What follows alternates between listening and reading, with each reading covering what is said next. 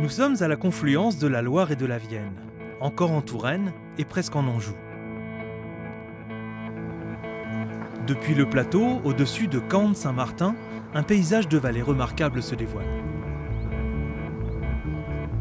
Nous retrouvons Jean-Louis, géographe, chercheur et maître de conférences à l'université de Tours. Il nous propose une lecture du paysage au travers du temps. Il y a 15 millions d'années ici, on est dans une mer très chaude qui va former en fait ce qu'on trouve en dessous, c'est-à-dire du calcaire. Dans cette mer-là, énormément d'animaux marins qui vont produire par leur reste du calcaire qui va former aujourd'hui du tuffeau. Sur le plateau, la vigne semble dominer un espace agricole qui reste cependant fait de polyculture. À la fin du XIXe siècle, le phylloxéra obligera un complet renouvellement des vignes. Le progrès, la mécanisation notamment, imposeront une modification des pratiques agricoles et donc du paysage. Avant la crise du phylloxéra, la vigne en France était une vigne en échalas, on appelle. C'est-à-dire que chaque pied de vigne était tutoré sur un tuteur, sur un échalas, fait en pieux d'ardoise ou de bois.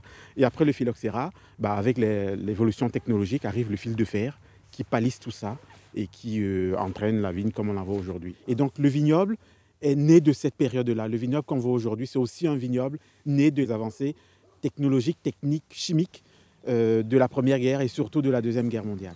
La biodynamie considère tout domaine agricole comme un organisme vivant, autonome, nécessitant le moins d'intrants chimiques possible.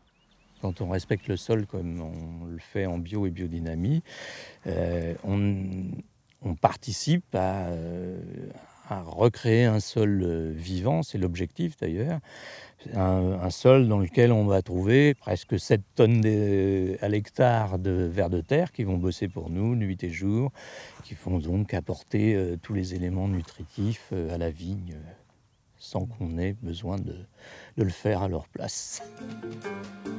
Je pense que la viticulture, la manière dont la viticulture a évolué depuis le phylloxéra pourrait être un modèle pour notre société, pour le paysage.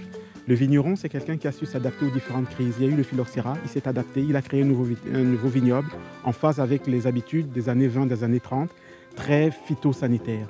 Aujourd'hui, on a de nouvelles crises. C'est l'environnement, la COP21 qui arrive, faire attention à nos enfants qui vont vivre sur cette terre. Et aujourd'hui, les vignerons commencent à s'adapter.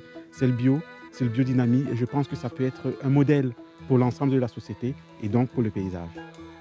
Notre regard sur l'environnement questionne de plus en plus le paysage dans sa partie invisible. L'eau, l'air, la terre, composantes essentielles de notre écosystème, sont sans aucun doute des enjeux environnementaux et sociétaux majeurs.